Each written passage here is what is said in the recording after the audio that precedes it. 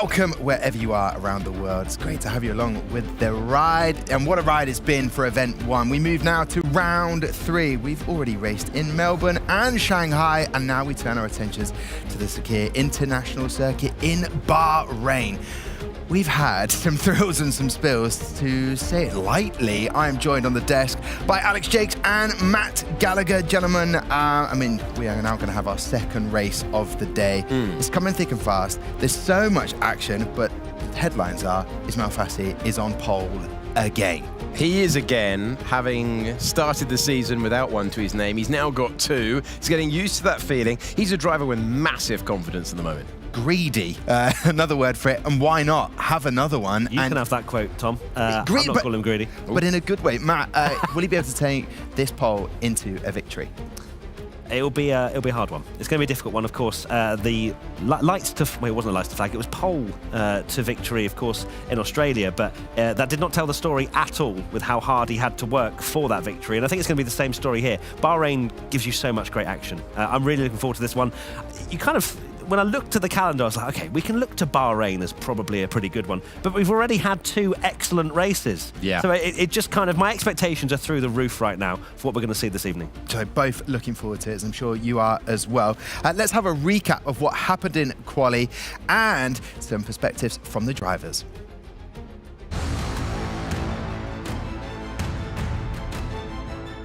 Otmir goes to 8th. Next one is Lucas Blakely trying to get through. He goes to 8th position. Longay is out. Otis Lawrence is out as well. That's a bit of a surprise given in the open 2 rounds of the year. Petrino's gone once again. Super tight. Jarno Otmir out. Freddie Rasmussen out. Nicholas Longay out. Again, the big names are falling in this confounding championship. Fassi on pole again. Look at him, he's loving life. Starting first, amazing. The lap was pretty clean. Sector 1 was, I think I was not just 20 thousandths away from my PB.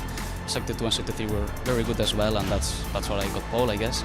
Q1 lap and Q2 lap were very good. I made it, with just 1 attempt. At the end of Q2, I went out again just to do another lap, as I didn't want to have three tires for the last session, so I just did another run. The line, can he displace the McLaren man at the front? Oh, he can! He can at the last! It will never be easy. I know there's really good pace out there. Just want to secure as many points as possible.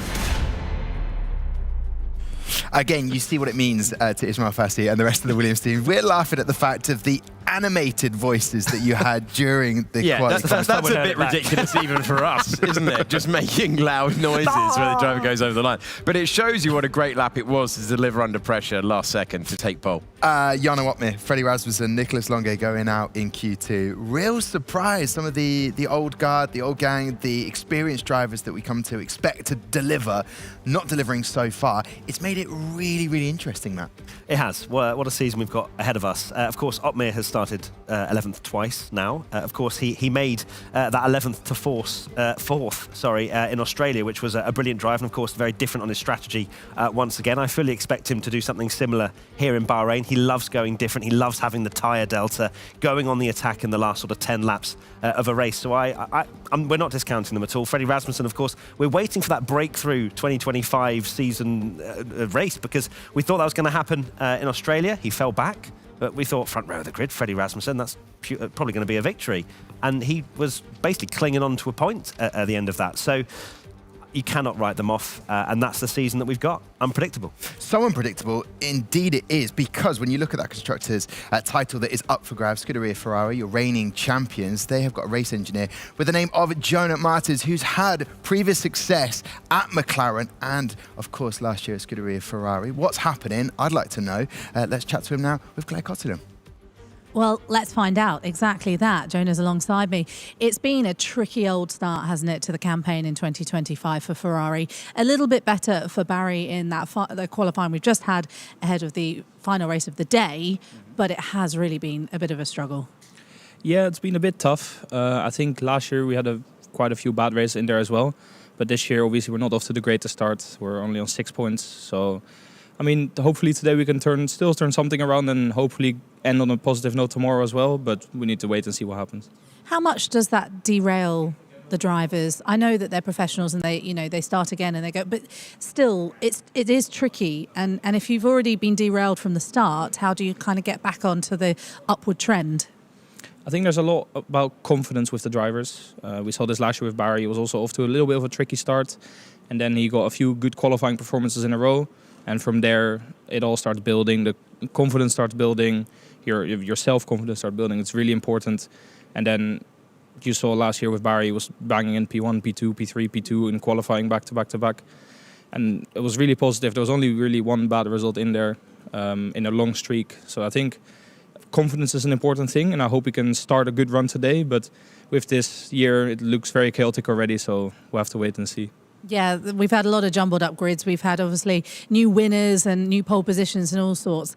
How confident are you? I don't mean to use the word confidence back to you because you said it's about confidence, but how confident are you that you can turn things around heading into Bahrain and then into Jeddah tomorrow? I think we have a good pace in both of them. I mean, we've seen so far it's been very chaotic indeed, so pace has been a little bit less relevant so far, but I think for Bahrain we look strong for the race. I hope Nico can make a good comeback from P13 and we can try and fight for the win with Barry if the strategy falls well, but it's been a bit of a mix with the strategy so far. Which one works out well depends a bit on the front of the train mainly.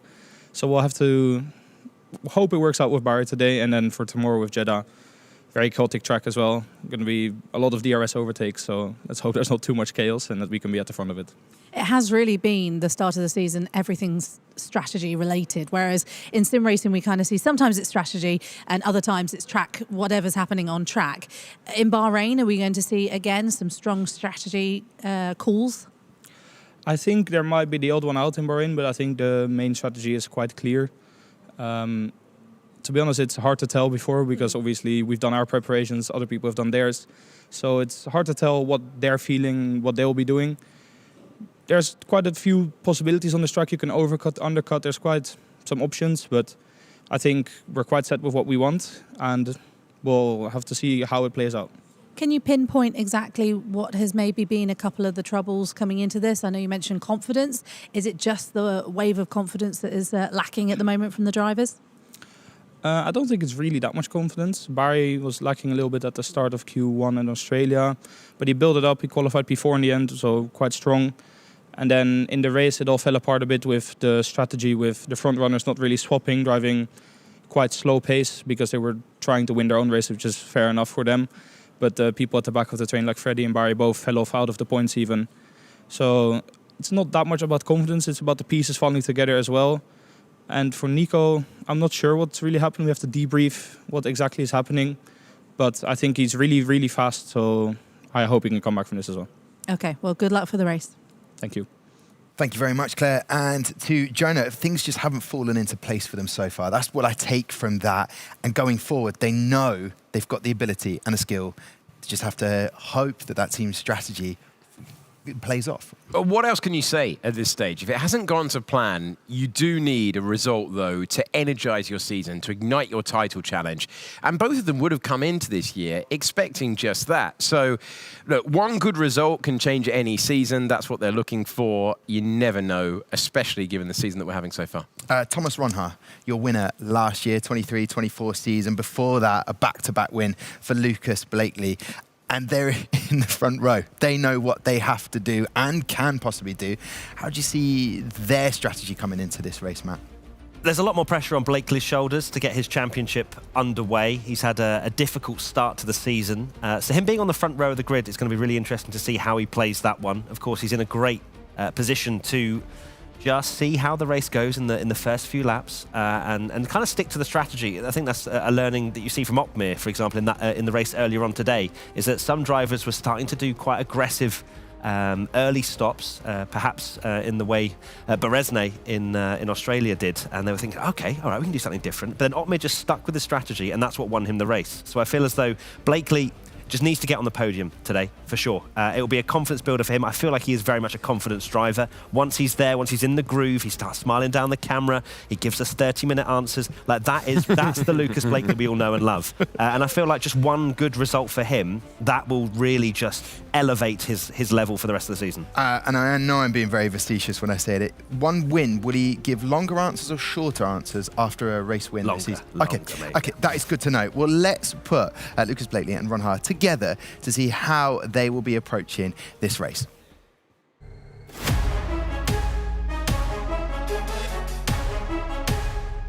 How would I beat Thomas around Bahrain? Bahrain's actually one of my favourite tracks. I've really enjoyed driving it for many, many years. It's always one of the ones that I look forward to, especially towards the start of a season. Lucas Blakely will be one of the most tough guys to beat in a qualifying session, especially on Bahrain, especially with turn 1. Moves into turn 1, it's Fassi versus Manley, and there's a more contact in the background as well. Ido, Pedreno and C. Which I'll come to again in a second, is going to be the most important corner of the whole track in terms of overtaking and where the most crucial moments will happen. And yeah, I think if I can stay ahead before and after turn 1, then I have a very good shot to win. 3 cars for victory on the last lap of the opening race. Lucas Blakely with a brilliant run with DRS closing. Yeah, Bahrain's all about, there's a lot of entries where you're really carrying the brake, you're really trailing it, and the turn 10 sort of downhill left-hand, that's probably one of the hardest braking zones to perfect. You're combining entry, turn-in with braking, and that's really where you're literally on the limit of what the car can do, what the tyres are doing. That's probably the corner where I think over the years I've always been able to really carry good entry momentum, but without really sacrificing way too much in the exit, and also being able to utilise the amount of track there, being able to maximise the curb usage. Yeah, it's probably one of my best corners on the track. Really enjoying those for this season in the F1 Sim Racing World Championship, is those verses, like two drivers pinpointing a shout out to the confectionery of a bounty there. Not if it's a bounty. No, you're better than that. No, but do you know what, Brendan Lee? He's so against a bounty. I need Brendan to get more focused. Thomas is getting distracted there. Since 2019, Jarno Opmeer has finished second 3 times, got a win in 2020. Comes down to that tyre strategy as he starts in P11. What can he do as we look at the possible strategies? So we've got starting on the soft, starting on the hard. No one fancies starting on the medium. It's an intriguing one because there does tend to be quite a bit of an offset the strategies that you see around this circuit in the past, but taking nothing for granted given what we've seen in the last couple of races. If you go for the hard, you're going to get that slower launch off the line. You're going to have a tough couple of laps at the start of this one. The most improvement in terms of race position last year was 7 places. Simon de Vijgen did it, Ismail Fassi did it, and of course, Jarno Opmeer. An intriguing race, Matt. Who's going to be taking this? I'm putting you on the spot, and just you alone. Oh, I don't ask you enough questions in the quali show. You know what? Let's go with Ido. Ido's going to win from P4. I love that. That would be outstanding. No, I'd just like to be different. All right, I could say Fassi, could say Blakely's won a lot. Let's go Ido. Okay, I like that. The Racing Bulls. I'm sorry, Ido, in advance for protecting you. The Gallagher curse. Alpine will be very Locked happy in. with that. Alex Jakes, Matt Gallagher, all the best for this race. Thanks very much, Tom. Where do you go when we commentate? Into a hole. Oh, your mic's down. Never mind. Cool. Thanks, mate. It's time for Bahrain International Circuit in Sakir. 5.4 kilometers, 3.3 miles, and 15 turns for the drivers to make use of. I genuinely wanted to know. I don't know. Anyway, one of the great circuits of the year, and this is the starting grid for the 3rd race of the year. Joni Tormala is in 20th place. Then it's Joris Krozen in 19th. He had a starring role in China, but didn't have the point score that he wanted. Armed with his bounty, Brendan Lee goes from 18th place. Then it's Duncan Hofland starting from 17th in the field. Then we have Pookie down in 16th. He's scored in both races so far in his rookie season. Pedrino goes from 15th. It's his first start of the entire campaign for Williams. Then it's Otis Lawrence, who finds himself in 4th place. Nicolas Longuet is in 13th for Ferrari. Expect him to move forward. He is always strong around this racetrack. Then the Red Bull pair, what a row that is, to be in the middle of the pack. Expect forward progress progress from the Red Bulls. Jarno Opmeer ahead of Freddie Rasmussen. Next up, Alfie Butcher in 10th, ahead of Jules Ozilderem, who was a pole sitter in the second round, makes Q3 again. Good one-lap pace from him. His teammate is ahead of him. Tom Manley is in 8th, and it's Thomas Gal, P7 on the grid for Haas. It's his 3rd start in the championship today. Barry Bromand is in 6th position. Danny Beresnay starting this race again from where he did round 2. That's P5. Josh Edo has been tipped to win by Matt Gallagher. He goes from 4th on the grid. Thomas Ronhaar was in the mix for both of the wins of the last 2 races. Can today be the day that he stands on the top step? Back on the front row is Lucas Blakely, and Ismail Fassi has the pole position. Fassi absolutely superb this year. 2 poles in 3 rounds.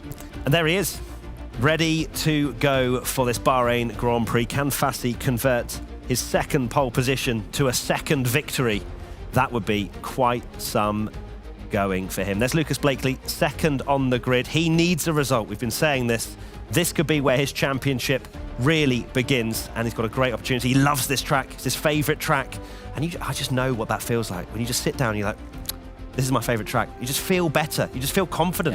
Yeah. And it's shown. You know, to be 2nd on the grid is no mean feat. So Lucas Blakely will at least want to stay there, if not move forward and take the victory. But it's going to have to be clever. It's going to have to be calculated. Don't just take the lead. Here we go. Here come the lights. 3, 4, 5 red lights in Bahrain. F1 Sim Racing is underway and racing down to turn number 1. Fassi is well off the line. Blakely's going with him, though. Who's going to be last of the late breakers down into turn number 1? Pole sitter converts the lead. It's what he needed to. Will they all make it through the tight sequence of corners as we make it through the line with the top 3 as they were as they left the grid? Then it's Josh Edo in 4th. Tom Manley gaining plenty of positions. He's not the only one. He's brought his teammate as well as we make our way through. It's nicely done further forward. Not the getaway that Danny Beresnay wanted. He's down to 9th position. Fassi holds the lead. We've got different tyre strategies up and down the field, which is what we like to see. We're going to see this unfold throughout the 29 laps of this Bahrain Grand Prix. But Tom Manley on the soft tyres, up 3 already. You've got Thomas Gal as well. You've got to look to the inside there from Edo, I believe, who's lost oh no, it was Manley actually, in fact, who's up another place and up to 4th on the soft tyres. He's going to want to take the lead of this race as we've got 3 hard tyres ahead of him. Massive split in the tyre compounds. Not just 1 gap in the differential, a 2-step gap in compounds, and it means Manley is going on the attack. Manley managing to get to the outside line, and that is as easy as you like. Full tanks of fuel. At this stage, heavy cars, but sticky, soft rubber for Tom Manley, who's up 5 places. They've gone for the bold strategy on the soft tyres. And it's only the Racing Bulls that have done so. Everyone else is on the medium and the hard, and Manley is absolutely tearing through the pack. He'll have the advantage early on. Will there be anything that the top 2 can do to try and hold his advantage? You wouldn't expect so. Over the curb, getting shuffled backwards. Thomas Ronhaar having a horrible couple of corners. He's down to 6th. This is the problem you have on the hard tyres. You become completely vulnerable to the drivers around you on the mediums and the softs. Ronhaar down to 6th. It's all about minimising the time lost if you're on the hard tyres at the moment. Fassi and Blakely is doing a fantastic job, still leading this race on the slowest compound but most durable compound of tyre. What can Manley do now from 3rd at the moment? He's done a brilliant opening few laps, or literally 1 and a bit, up to 3rd for Manley, but he's going to want more. Fassi's on the hard tyre. Blakely in the Papaya McLaren on the hard tyre. Man on the charge. Absolutely scything his way through the field at the moment. Tom Manley on the soft. Barry Borroman for Ferrari on the medium tyre. And Josh Edu ahead of Thomas Ronhaar, both of them on the hard. That was a huge moment of consequence at turn number 1, even at this early stage. Fassi and Blakely trying to show different stories. Blakely trying to get his season up and running, a world champion of yesteryear. Fassi trying to extend his championship lead and win another one, having taken the opening contest of the season. Manley going hyper-aggressive when it comes to the overall performance, and he finds himself now trying to get by, trying to climb further up the order. This is Josh Edu, and he is trying to get past the medium rubber of the Ferrari ahead and going the long way round the outside, trying to claim that place back. Hard versus hard. Crucial move here. Apex first and move complete. That's a tidy way to take back 5th place. That's a great move from Ronhaar. Of course, as you say, fighting Edu on the same strategy, and Ronhaar just saw the opportunity. Saw that Edu was going to just sit behind into turn 1, saw him go round the outside was the idea from Ronhaar. Later on the brakes, and Ronhaar up to P5. He's got Brumand and Manley ahead of him, of course, on the softs and mediums. No real move from Manley after that initial bite from him up to P3, and Fassi and Blakely still commanding this race at the moment and setting the pace. And on hard tyres, which is so important. Let's go back to the start of the race. Live pictures on your right-hand side. Here we go then. Start of the race. It was a really good launch from the front row of the grid. Very defensive for Fassi. No surprise there. He wants to continue leading this race. He knows as well, as he sat on the grid, he's probably fed the information of the variety of tyres that are up and down the field at the beginning of this one. Knows how important it is to continue leading this race, and that's exactly what he did. Quite a nice clean start. You can see Manley very aggressive there, as well as Azildarim in the mix as well. As we now take a look at Josh Edu. Lost that position to Ronhaar, but that was class. Manley's got a chance. Manley's going to have a run here when we go past the bridge, and we're going to get an omni change out front. Lucas Blakely takes the lead, and he brings Tom Manley with him. Fassi down to 3rd position. You're looking at the Racing Bull with his foot flat to the floor. Now chasing another position. There's only one car in front of him. This soft tyre working well, and the Williams down to 3rd. Yeah, nice move from both Blakely and Manley, to be honest. Manley needs to get past these drivers. This is his opportunity. On these softs, the fastest compound of tyre, he needs to be out in front and utilising this as much as possible. Of course, getting track position is important for him as well. He'll be happy to be up in 2nd after where he started. But at the same time, Blakely and Fassi will be very happy that the fact that they're still at the front of this field. If you take a little bit further, look further down, Freddie Rasmussen's down to 15th after starting on the hard tyres. Otmir has lost a few as well, down to 13th. So the likes of Blakely and Fassi looking very strong indeed in these opening phase of the race. One podium so far in his time in F1 sim racing for Tom Manley. This is his 8th start today. And he's gone super aggressive with the strategy. Talking of being aggressive, Barry Borman all over the back of Ismail Fassi out there looking to try and claim 3rd position. Remember, there's another tyre offset there. Barry Borman is on the medium tyre as Blakely finds himself cutting to the inside. They're not trying to break the toe. This is just the least bumpy part of the circuit. They're trying not to go over the bumps to cause any damage to the floor. Remember, you want to run these cars as low to the floor as possible in this ground effect era as we snake our way. Bit of bumping, bit of barging on the way through there. And Pookie and Azildarim getting side by side, getting elbows out and risking front wings as they did so. Yeah, oh, there's a move, a late move there. Down the inside from Pookie, trying to get past Azildarim. They're going to be side by side into this section, which is absolutely single file. Who's going to come out on top? It is Pookie. A great move there on the medium tyres, fighting Azildarim on the softs. So both of these, of course, running slightly quicker than the hard tyre runners ahead, and they're just jostling for position at the moment. So crucial for Pookie as he's on those mediums. There's going to be a crossover where the softs don't become as quick as they do, and lap 5 at the moment, and Pookie up to P7. Good battle going on between Jarno Otmir and Otis Lawrence. The champion and the rookie, wheel to wheel, 13th and 14th at the moment. We're on board with Otis Lawrence. They've been swapping positions around for the last couple of laps. You're looking at the 16-year-old in your picture at the moment. He is immediately in the thick of things, coming off the back of a qualifying performance which didn't go the same way in round 3 as it did in rounds 1 and 2, but looking to work his way back to the points. That will be his aim today. There's half a second for the lead of the race. Lap 5 of 29. Blakely, then Manley, then Fassi, then Bromand, then Ronhaar. And there's the move going by. Freddie Rasmussen able to roar on by, and out front Thomas Gao has got up to 8th position as well. At least he had Azildarim battling with that one. That's inside the points as the Red Bull of Otmir, and now Rasmussen goes ahead of Otis Lawrence. Here we've got a replay to do with Tom Manley, so let's take a look at that. So we could think about soft medium, whatever, so I will recommend it to us. Because my race is done now anyway. Tom, your race is not over actually. It is, bro, it really is. Tom. It is. I need to tire safe. It's shit, but yeah, you need to tire safe. Just focus on that. Well, it was based on getting a launch, getting a lead, building a lead, and disappearing down the road. The panic is that he's not been able to do that. Stuck in P2 right now, stuck behind a hard tyre runner, and a hard tyre runner who does not need to come in for a long time. Bit of colourful language as well, apologies for that. Weird to think that Manley reckons his race is over in second position, but of course that's where we were kind of alluding with the soft tyres being so quick at the start of this one. So Manley in second at the moment has got a lot against him by the sounds of it with that team comms, but it's not over, and this is where he just has to keep his head, like Manley does. He's in second. Yeah, the strategy may not be to his liking at the moment, but points are still up for grabs. He's running in second. Do something creative and make the most of this opportunity.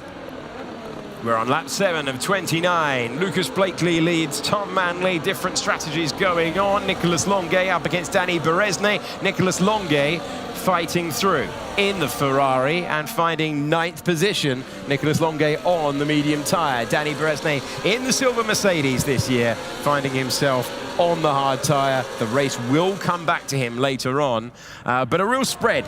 Great to see all 3 compounds being used at the start of this one, even though Manley thinks that might not have been the way to go. You can see the window does not open until lap 10 for a viable pit stop for the soft runners. So a few laps away from Manley and, of course, Azildarim as well, who both started on the soft tyres. I mean, goodness me, if Manley thinks his race is done in second, I can only imagine what Azildarim might be thinking in 11th, running on the same tyre. So, of course, Manley will come in earlier, and then we'll go on a push on the hard tyres, I would imagine, as we have a fight further back between Butcher and Azildarim. Azildarim now falling away on those soft tyres, and the hards are really coming into their own now. Butcher up to 11th, and I've been so impressed with Butcher's comeback drives that we've seen so far this year. He was, of course, running a penalty in Australia, but was right in the mix of things. Can we see that again from Alfie Butcher, currently running in 11th on the hard tyres, which is the 6th highest hard runner in the race so far. Nicolas Longuet sets the fastest lap of the race in 9th at the moment. So this one you're going to have to stay tuned for, because it's going to unfold as we see Ronhaar and Brumant fighting into the first couple of corners. It's important between the two of them. Are the tyres beginning to fade away? Thomas Ronhaar getting shuffled back earlier on, then getting Josh Edo back, and now Barry Roman trying to find a way past, looking to the left, looking to the right, trying to get past the kick out there. And Ferrari, the reigning Constructors' champions, looking for a move. Not the only one out there. Otis Lawrence up against Azildarim, and that is going to be to the inside. Don't see many moves here, but I think there will be one. Into turn number 10. Hard tyre versus soft tyre. Soft tyre fading away. Shows you the job that Manley's doing to maintain second place at the moment. Azildarim brilliantly encouraging 1-lap pace, and maiden pole position today, but in race trim, not working out as well. Yeah, that's exactly right. He's got lightning qualifying pace, as we've seen, but he's just been struggling. And when you compare Manley to Azildarim, it's quite clear that Manley's got a much better handle of these soft tyres compared to Ulash. So I'm sure there'll be a lot of debriefs going on after this event and after this race in particular. But Manley doing a fantastic job. And he'll still have to go a couple more laps before he dives into the pits at the moment. But I'd imagine he's thinking about the race being over purely for the fight for the win, as he's now coming under pressure, and we have a fight down towards turn 1. 5-second penalty for speeding in the pit lane for Azildarim as he came in to get rid of those soft tyres. Blakely leads Manley, and then Fassi's back in the mix to lead this one. He was in a position he was in, and Manley, I thought he was going to hit the front there. But once again, Lucas Blakely around this circuit just has the time of his life. He's looking for his 3rd win around the circuit today in the championship. Manley trying to cleverly place his car to stay in second, I think, at this point, because if he takes the lead, he's then going to get swamped by probably 2 cars around the final corner into turn 1, and that's where he probably believes that he's then going to start falling down the order. But in second place, he can utilise the DRS well, and that's exactly what he's doing at the moment. Of course, Azildarim in the pits for a very early stop, and this will jump him up the order for sure with this undercut that he's now currently performing. Of course, he has that penalty, so he's pretty much done and dusted for point scoring, but he can help his teammate if he can actually get in the mix. He's out on the soft tyres as well, according to this graphic. So I wonder what's going on here in terms of a strategy. 2 stops is absolutely not what we should be seeing out there. No. So I wonder if this is a roll of the dice to try and get Ulash right in the mix of things. Points are out the window. Try and help your teammate where you can. It's an unusual one. Or it's an error. It could be 1 from 2. Brendan Lee has the fastest lap of the race, and you're looking at his teammate, Thomas Ronhaar, in 4th position. Ronhaar's really regrouped in the last couple of laps. Top 4 are absolutely glued together now. 3 of the top 4 on the hard tyres. Again, Blakely just confident to allow them to close up faster, faster, faster. Still, and then he sweeps into turn number 4. But Ronhaar in the mix, Fassi in the mix, Blakely back in contention for a win. And we find ourselves on lap 10 of 29. And Manley just trying to take these soft tyres as far as he can go. He was hoping to build a bit of a gap out front. That's not worked out. This is Blakely Town, and has been for a while in terms of him always being in the mix. Things change year on year, but he always seems to go well around here. We now get to ride on board with our runner-up from last year, Thomas Ronhaar. He tried to move around the outside of Fassi on the last lap. And will he try it again? Love riding on board with these drivers, and also seeing the intensity down in the bottom right of your screens. But of course, I was mentioning the penalty for Zildjian, doesn't matter. The penalty for Pookie does, in 7th place. Pookie's picked up another penalty. Of course, he did have one rescinded earlier today, but this one will stand for now. Of course, there is the opportunity to appeal, and of course, if it's deemed unfair that he was given this in-game penalty, it can be removed anyway by the stewards. But right now, Pookie has a penalty, and that usually means no points. Yeah, because of the high level of competitive nature out there. And Look how close. Dodgem stuff through the corners. Alfie Butcher giving a nudge to Jarno Opmeer as they make their way through, and the Red Bull driver continues in 11th position. Would have been expecting a little bit better than this, but of course we are going to get different drivers on softer compounds having to come in earlier. Tom Manley gained 5 positions from where he started this one. He's on the soft tyre, and on lap 11 and 29 he's putting a good stint together, staying within DRS.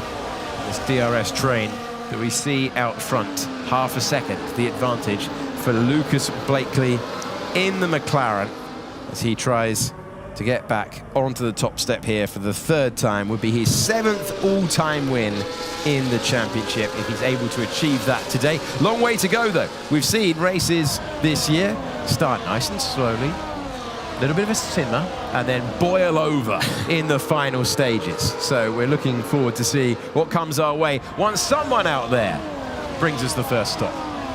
Well, that one will be Manley. Competitive. I know we've had one. Well, that one will be Manley for sure. But when does he decide to dive into the pits?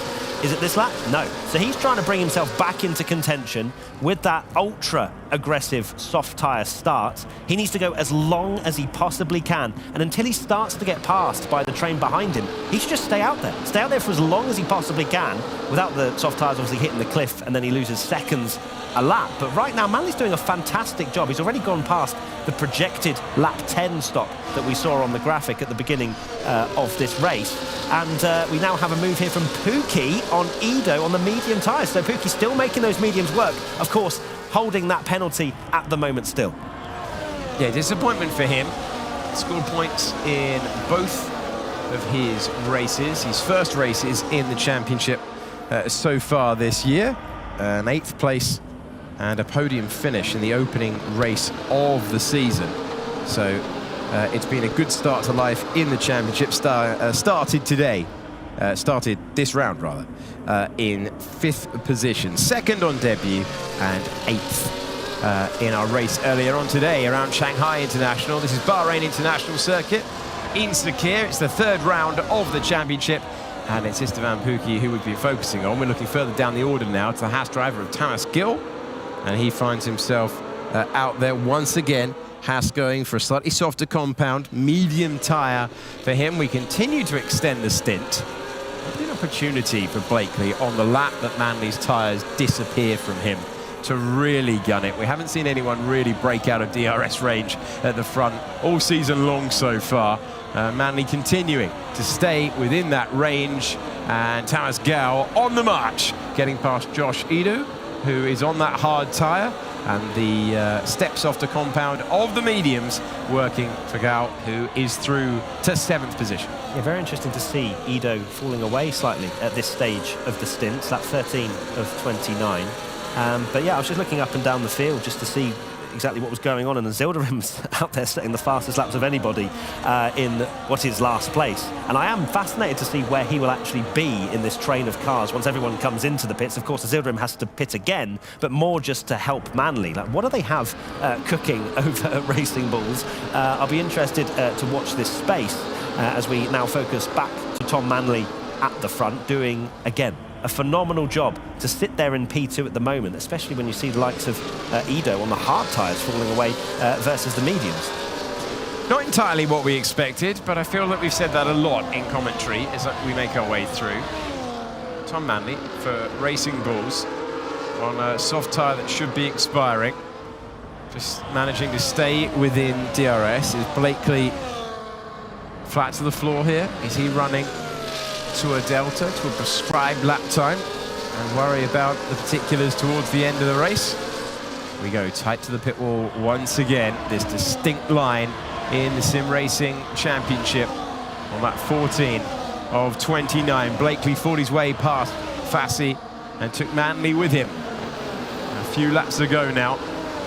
Ronhaar and Broman 4th and 5th. Pookie with the penalty, 6th position, and then Gal, Edo, Longuet and Beresnay completing the top 10. Still no way through for Jarno Opmeer, but he is battling out there. Alfie Butcher, I believe, has just got past him, and there is the evidence to show you the McLaren man able to get past the Red Bull. Butcher past Opmeer. Both on the same strategy as well, Butcher and Opmeer, so that may well be some high points paying positions come the end of the race, and important for Butcher to make his way through. You don't tend to see that all too much. The same use of tyres in this kind of train at this part of the race usually is line astern, so very interesting to see that. Also on McLaren going very wide indeed. You mentioned Pookie again, still in 6th. He's up 9. He's going to be kicking himself that he's managed to pick up this penalty after starting on the medium tyres, which isn't the most ultra-aggressive strategy compared to the softs we've seen with Manley.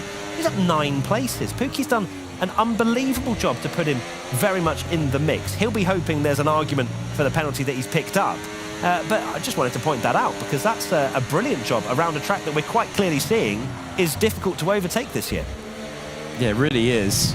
It was a warning for corner cutting, 3rd warning for that, and then a 3-second penalty, which is the reason why he has the black and white flag next to him. And into the pits we finally come then with Tom Manley, and pit crew go to work, back into the race. He did really well to get it to lap 15. He was despondent early on that he wasn't in the right position, extended the stint, and now the two Racing Bulls are 19th and 20th as they will get the advantage of the fresher rubber, but way off the back of the pack. And does this race reboot at this stage, having lost the soft tyre runner? Well, let's see what kind of pace Manley has. Team comms, he said it's over, it's done. Race is finished, and he seemed quite dejected. Let's see if he regrets that team comms and actually there was still something to play for. I think there is, for sure. Yeah, he's going to be on older hard tyres, but at the same time, he's in a great opportunity to have track position and to try and dictate this from here on in. This is the undercut for Manley. How much longer can the likes of Blakely, Fassi, Ronhaar go before they have to come into the pits? And then what about Brumand, Pookie and Gal, who are on the medium tyres behind? This is fascinating to watch. And as much as we haven't had a huge amount of overtakes, that's going to change. I know that the last few races have said, you know what, we're going to have overtakes every single lap for most of the race. This one's a bit more of a slow burner, but we've got different strategies that will all collide come the end of this one. They certainly will. You're looking at Lucas Blakely back in the lead of a race, hoping to take his first win of the season today. Ismail Fassi has done that in the opening round of the year. It was his first in the championship. It was Williams' first in the championship. Thomas Ronhaar now in the podium positions. We go on board with Otis Lawrence. He's going wheel to wheel with Alfie Butcher. And Butcher, who was ahead of the two Red Bulls, finds himself shuffled backwards now. Otmir has taken Rasmussen through as well, and Butcher recovering to get past Otis Lawrence. But something's gone on there, because they weren't in that order the last time we checked in with them. Yeah, very interesting to see the Red Bulls have clearly worked together there. And that's an ominous pairing to see in your rearview mirror, isn't it? To see really both is. Otmir and Rasmussen in the same team coming after you. And Alfie Butcher, sadly, has lost both of those positions. Otis Lawrence hasn't made a huge amount of progress since the start of this one. Up only one so far. And of course, we know the pace that he's got in that cockpit. So let's see what Lawrence and those phenomenal drivers in that pack can do in the next 13 laps. But the focus is very much towards the front. It's going to be a very difficult one for Otmir and Rasmussen, despite being on the hard tyres. What do they do? Otmir loves to go long. Is he going to go long in this one and go on the attack? It just doesn't seem like it's as good as it would be with the previous ones. And perhaps track position will be what they want to focus on and prioritise. So looking out there at this stage, and we're waiting to see stops from so many, and then we're going to get a few now. Into the pits comes Bromond, and it's big moment. Oh, and out front here's a change of lead, and there is one. Fassi gets by, and can Blakely keep Ronhaar behind? Change of lead out front, the Williams back at the front as we go and cycle through the stops with Gal, with Lee, with Bromond, all in the pits. Pookie as well, side by side. Ronhaar and Blakely, this one's important, and Blakely stays ahead, coming out of turn number 4. So Gal's just got a penalty as well for coming into the pits, as you can see. A few drivers actually have got penalties coming into the pits, so I wonder if there's been something going on there, and we'll have to wait and see as to whether there's been something unforeseen as well. Yeah, I can't imagine 4 of them have sped in the pit lane. So watch this space when it comes to those. But if that is the case, then they've all sped into the pit lane and they've all followed each other in. So yeah, very important that would affect Gal's race in particular. And Pookie, of course, is already holding that penalty. So 3 pit lane speedings going on there. Rasmussen clears a Zilderim. But Fassi important, taking the lead away from Blakely here and really starting to make a statement in this fight for the win. So Fassi looking for his second win in the championship and looking to extend his unexpected, and that's him saying it, championship lead. It's currently 1 point thanks to pole position earlier on. And are we coming in? We are. Together, pit stop race, scrub off the speed, look to avoid that penalty, and Fassi is in, as well as Lucas Blakely, as well as Thomas Ronhaar as well. Out front, Danny Berezne takes over the on-track lead. Jarno Otmir goes with him. Otis Lawrence is third. Then it's Krozen and Joni Tormela and Pedrino and Fassi, who still has the advantage over Blakely. Manley's going past all of them on track at the moment, and Manley is able to get by for the time being. He's used his tyres a little bit more, but he's got the track position, having gone to that rubber earlier on. And that's a big moment, and also making a big leap up the order. Barry Bromond as well has an advantage. Pookie to head as well, as Fassi has just cleared Gal. So this is going to be a very important phase of the race. How quickly can Fassi get through, as well as Blakely, on these drivers that have pit a little bit earlier? Blakely shapes to the inside there of the Haas driver. It's going to be close, bit of contact there as well. And Blakely's going to have to be very, very careful with that one. Very easy to get a bit of damage on your front wing. It goes to the double left-hander. He said that's a corner that he absolutely loves to trail brake into, and Blakely manages to get through on Gal. Able to take the move. Danny Berezne and Jarno Otmir. It's Lawrence, Krozen, Tormela, Pedrino, Manley with the early stop from the soft tyres, and finding himself with another opportunity to race on, but on the hards. And then Harry Bromond's out there, and he's gone, according to our graphic, on the softs. So that's a roll of the dice and a half, if that's the case.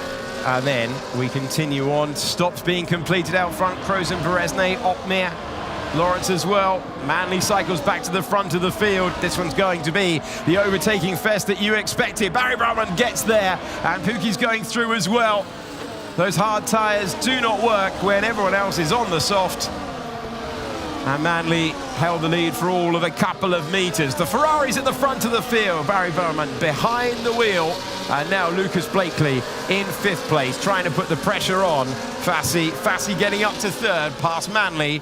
And Blakely will try and do the same again. Then everyone at the front is going to have an all-out brawl for the win.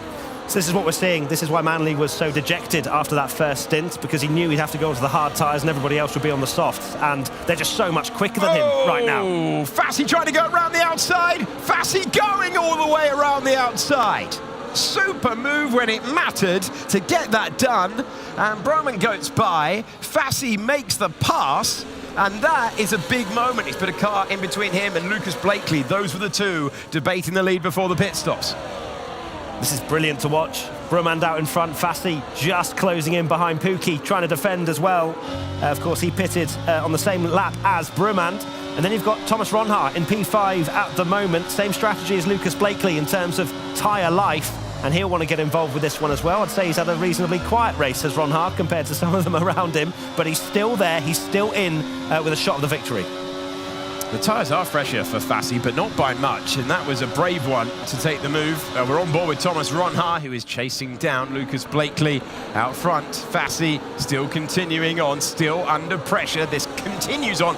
Corner after corner, lap after lap. Pookie trying to come back. Pookie wants that place back. No one wants to be passed around the outside at turn number 10. Is there a dive bomb move? Is there a way back to 2nd place? There is on the apex. How about the apex? And now here we go. 3 wide. Will we get through? We're banging wheels at huge speed. Pookie gets through once again, and he's up to 2nd. Fassi is in 3rd. Is the door open for Ronhaar to get past Blakely? Under traction, coming out of 8. I think Ronhaar is going to move ahead of Lucas Blakely. Enter Ronhaar. He saw the opportunity and got past Blakely. 3 wide into that corner. Are you kidding me, Alex? And look, did you see how late Pookie braked? He said, I'm coming through here, good luck everybody else. That's what he said.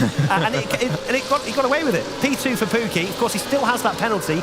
Will he continue to have it? Depends if he was pushed wide, whatever that might be able to appeal it. But right now, Pookie's doing everything he can to hold on. Yeah, if he's been pushed wide and gone beyond track limits, there might be an opportunity to appeal it. But if he's made that mistake on his own on 3 separate occasions, he's going to be in trouble. Penalty will stand. Either way, he's a major player in this race. That got really, really aggressive, making our way out of turn 4 and into the sequence where they change direction at huge speed.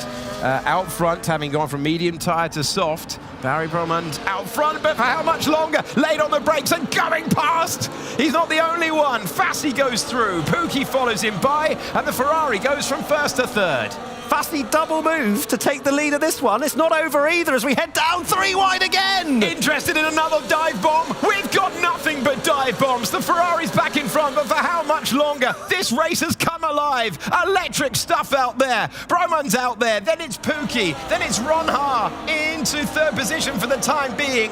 Pookie driving like he hasn't got the penalty. He is driving like he's got nothing to lose. Rubbin is racing, and we're seeing it all the way to turn number 10. We're on board with Fassi, who did lead this race once upon a time. He's now in 4th. This is absolute carnage. We thought it was going to be a slow burner. It has been, and we've got the chaos we were wanting. Fassi now down to 4th after leading this one only a lap ago, and Ronhaar getting involved. Pookie not afraid to make a move. Barry Bromand, who needs this result more than anything to kickstart his championship in 2025. You've got Blakely watching on now in P5. It changes every lap, and guess what? We've got it coming again. All right, everyone, let's take a deep, relaxing breath. For 3 seconds.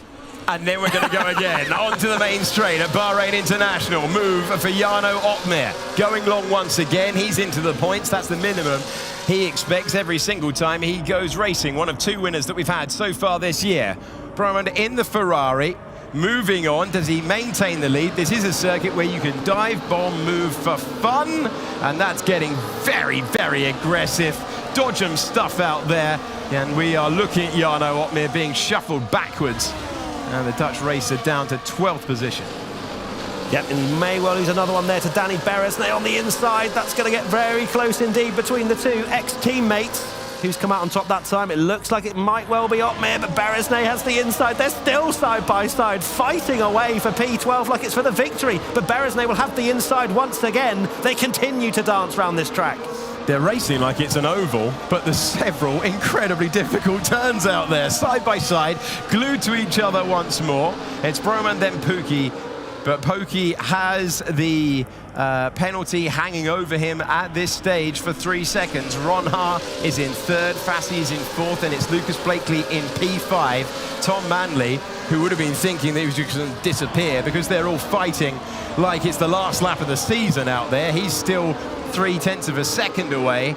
And there is Rasmussen with the penalty that he got for coming into the pit lane and speeding, we believe, in 7th. Then Butcher, Lawrence and Ido complete the top 10. Breathless stuff out there. Lap 22 of 29. Ferrari on for a first win of the campaign. Broman fighting like a lion out there. Pookie with the penalty that he wouldn't try and argue. He's up 14 places. Absolutely ridiculous.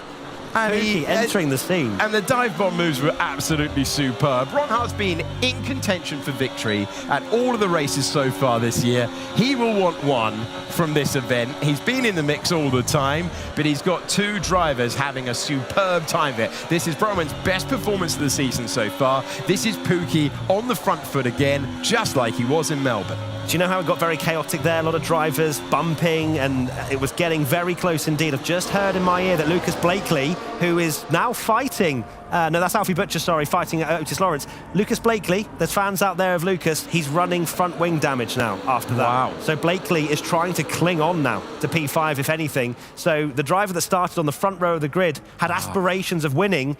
Now, as you can see, falling away slightly from this front four. And this is so crucial for his race. Even the most tiny amounts of damage on the front wing is curtains for your race in terms of moving forward. So it takes the 5-car battle to a 4-car battle in reality.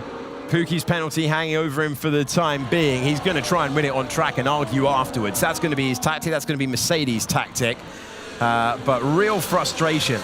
I mean, a lot of noises around the studio. There's a lot of shouting going on. I think Jarno Otmir just did a massive groan, as well as Danny Beresnay pleading, saying, please, guys, please. So it's getting very aggressive out there. Is it going to continue into turn one? Late on the brakes goes Pookie. Inside line for the defence goes the Ferrari. Pookie goes a long way round and takes the lead. He's climbed past all of them, up 15 places with a drive and a half. Forget the penalty for now. He got there. He got to the lead for all of a couple of moments. Trying to sweep around the outside. Will there be room? Risking contact is Ronhaar. Trying to fight his way to second place. He's still in third, but look how close he is to the lead.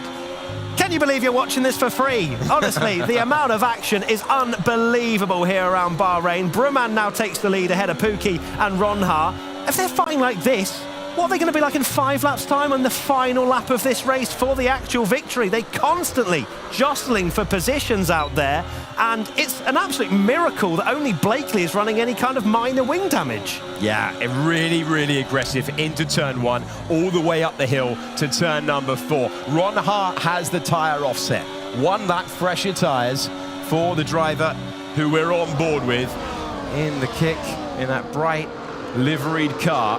Manley in the background is getting involved as well, and Manley with a front wing with all of its pieces looks like he's going to get ahead of Lucas Blakely, who would have been expecting to contend for the win, but the bumping and the barging and the moment surely that we went 3 wide causing damage. Manley back up to 5th, Blakely falling down to 6th, and it could be about to get worse because Freddie Rasmussen, again with a penalty hanging over him, gets by for 6th position. Yeah, this is damage limitation for Blakely. If he can score a point come the end of this one, he'll be happy as they continue to fight. And Pookie is right there in second place. We change to him, and he's coming under pressure from Thomas Ronhaar, and Fassi very close as well. Is that going to be Pookie round the outside for the lead? Look at this move. Can he pull it off? Will Broman be able to hang on? The answer's no. Up 15 places to take P1. Pookie has done it. He's got the position again, but this time it's further through the lap, and he is going to try and extend his advantage. Lap after lap after lap, he's wanted that move. This time he's made it stick. Running aboard with Lawrence now, up to 7th This driver, of course, showed so much pace already. The 16-year-old, the rookie here, up to 7th and looking to try and fight Freddie Rasmussen for P6, who, of course, is also holding a penalty at the moment. Blakely, sadly, heart-wrenchingly down to P10 after starting on the front row. It is going to be 0 points by the looks of things by the end of this one for Lucas, and I can only imagine how inconsolable he'll be after this race. Yeah, brutal one for him. Let's check in with one of the drivers in the field.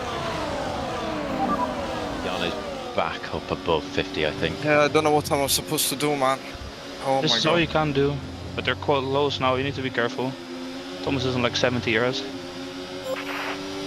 Managing ERS numbers, being told what Ronhaar's got, 70% ERS is what he's been told. And once again, we go into turn 1. It's almost 3 wide again. No, it's Broman to the inside. Is he going to take the lead? Is Ronhaar going to take advantage? No, Pookie stays ahead. As we climb the hill once again, Pookie in the Mercedes has the lead. The top 3 are almost glued together. Are we interested in another 3-wide moment? We nearly got it. Ronhaar knows that he's got the advantage there. He's got the energy. He's got the 1 lap fresher tyres. He's also got Fassi looking to get down the inside. Oh, they nearly blew his race apart. He nearly threw it away there, trying to get past both of them. He's lucky not to lose a position. And can you believe this? Tom Manley's going forward on the hard tyre. Everyone else has got the soft on, and Manley's picking up places. They're tripping over each other, and this extraordinary race has come alive once again. Fassi takes the place back. They're sprayed all over the road, and we welcome to the party Otis Lawrence, who's battling Freddie Rasmussen. This is wild stuff. Absolutely ridiculous. Lawrence to the outside now of Freddie Rasmussen. That'll be a move for his show reel. And yeah! Outside to inside. Move complete. Otis Lawrence having another day. It's been great 1 lap pace for him so far in F1 sim racing. Now, under the lights of Sakir International, he is having so much fun out there, continuing to battle with the world champion, Freddie Rasmussen, the man who started in 14th place, in 7th at the moment, but this has been really, once again, super aggressive. We're on lap 27 and 29. The Ferrari was in the lead. Pookie is taking it back under braking, but that move's going on as we focus on Lawrence getting his elbows out, fighting it all the time with Freddie Rasmussen. And this is really tight stuff. He's up to P6 at the moment. The Ferrari's back in the lead. Pookie's going to try and hang it out around the outside. Ronhaar's trying to go past both of them. No way through at the moment. The Scarlet Ferrari's still ahead. Broman's done brilliantly here. Oh, that could have easily been contact. That well might be, and they're risking everything. Ronhaar momentarily ahead for 2nd place. You are on board with Otis Lawrence, who is side by side with Freddie Rasmussen. They battle ferociously for the lead of this one. Barry Burmanda ahead, then it's Pookie in 2nd with the penalty hanging over him. Ronhaar nearly blew it all apart. Fassi tried to get to the inside of turn 6 and nearly ruined it. That's a late send, past 1! Oh, it's cost him! It's cost him! And through goes Fassi! That will give him a chance of victory. And you know what? Manley might just win this race because they can't stop throwing punches. The more punches they throw, the worse those soft tyres are going to be. Manley up to 4th. He's like, keep going, guys. Keep going. I'll take this one on lap 29. You keep motoring into each other, and I'll just pick you off every single time one of your group gets sent wide. An extraordinary race. In the background, you see the Mercedes off the road of Danny Beresnay. He rejoins. Josh Edu is now up to 5th position. This is anyone's. Pookie has the penalty, but he's going to argue it afterwards. Pookie's ahead of Bromand once again. Fassi trying to do what he did last time. Start from pole, get us all worked up, and then take the win anyway. Penultimate lap of the race. And I have absolutely no idea who's going to win this one. It could be any of 4 drivers. Josh Edu is now up to P5 again. We haven't seen him for most of this one after the start of the race. He's now back up to P5. Ronhaar has dropped to 6th. He's going to be counting his lucky stars that wasn't a bigger impact, because he missed his braking point and he had to slam on the brakes to stop a significant impact. He's 6th at the moment. Can he regain any more places? He's a championship contender. He's going to try and have to pick up every single point he can. Josh Edu currently finding himself in 5th place. Tell you what, any top 5 today, they'll just be absolutely delighted. We're on the penultimate lap. Pookie in position for his first on-track victory, but he has a 3-second penalty hanging over him. That came earlier on. Broman in second, Fassi in third. So normally, tactically, you want to be in second position here, because second position is already effectively the win. So the tactics all over the place as we go on to the 29th and final lap of the race. Alex, did you want another 3 wide? I think we might see one on this final lap. Take a look at this then. Broman to the outside. Are you ready for a late send? Because it's going to be nothing but dive bomb moves. Broman hangs on to it. He's managed to get the lead. Fassi's going by as well. Can he get there for the Williams? Here's the moment. No, he can't get there. Pookie's hung on to second place. Barry Broman was disconsolate a couple of laps ago. He didn't know what he was going to do to keep Ronhaar behind. Ronhaar's in 6th, trying to get by, trying to turn 3 wide moments into the race-leading move was always going to cause drama. It's shuffled Ronhaar back, and Broman's in a brilliant position now, unless Pookie can launch something absolutely extraordinary, unless Fassi can get past the pair of them, and Tom Manley, for all of his dejection earlier on, is on for a P4. Broman's done the hard work now. I can't see him losing it from here. Let's see. He's got a half a second gap to Pookie. So Broman looks like he's going to finally kickstart his 2025 F1 sim racing campaign with a victory here in Bahrain, and he will be emotional, Alex. I hope so, because he'll deserve it. It could have been anyone's race inside the top 6. You have to say, all the way through, it has been an incredible story out there. But this is the final corner of the last lap, and Barry Broman is coming out of the final corner first. Hyped up, seeing the checkered flag before anyone else. Barry Broman crosses the line to take the win. He is first place in Bahrain. He's hyped up and shouting for joy because he's beaten them all to the flag after an almighty scrap across 29 laps. Fassi in second. Manley completes the podium against all odds after the penalty is applied to Pookie. Matt Gallagher, how about that? Alex Jakes, I have no words. Just as we thought we might get a slightly more chilled out race. We Remember thought the halfway first half? through, Remember yeah, that? we That thought was great. maybe it's going to be an easier one for us to commentate. Enter the second half, and Barry Broman, the victor. Fassi, how many 3 wides do we see with him involved? It's absolutely ridiculous. 3 wides in places that I've never seen, very rarely 2 go. Yeah. 3 in the middle sector is just ridiculous. It's been an absolute treat today, and this 2025 season is delivering every single event, every single race, every session. Well, that was just delirious F1 sim racing. Normally it's all on the last lap. Feels like no one wanted to wait until the last lap. Felt that it was all on the line so early on. We got to the lap 20 count. Then things got really, really aggressive fast. We had that contact. It was all put on the line there. There's going to be plenty to analyse. There's going to be plenty for the stewards to look at as well. But Ferrari are back on top. Barry is the man. He's our winner. I can't wait to see Marcel Kiefer's touchpad as well, because I feel like he might have a few instances to take a look at. Tom, I think me and Alex need a lie down, mate. You have a lie down. You definitely deserve it. And I'm sure everyone watching salutes you for your hard work and taking us through it. The emotions left, right and centre. His last win, Barry Broman, came last season in Qatar, a pole to victory. 3 wins in total, also at Spa and in Las Vegas. And in terms of this season, his results so far have been, and just to clarify, yesterday in Australia, 16th on the grid he finished. And then earlier on today, it feels like yesterday, because it's all rolling into one. But in China earlier on, he had to retire. But he has gone to victory right now. And that is Barry Broman of Ferrari.